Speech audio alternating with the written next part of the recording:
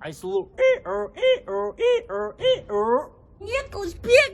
Сен сонда не кеше ата-анамызбен бірге тұрамыз дегенге ренжіп тұрсың ба сонда сен? Мы так не договаривались, айтқансың маған. Пәтерде екеуміз бөлек тұрамыз деп әпшеткенсің маған. Ставкам ойнамаса өлем ба мен? Ата-анамен тұрған жақсы ғой, ертең бала бағуда көмектеседі ғой саған. Сол баланы бірінші жасау керек қой, ертең ата-анаңмен тұрса қалай қыламыз? Уайымдамасай, уже бәрін ойластырып қойған ғой, амалын табамыз ғой. Қалай қыламыз ата-анаңның бір комнатный квартирасында? Технично түнде там будильник қоямыз да, типа кухняда не қыламыз, сосын типа жуынып атқандай қылып, там ваннаға кіріп кетеміз. Нормально ғой? Кылышбек, сен жынсың ба?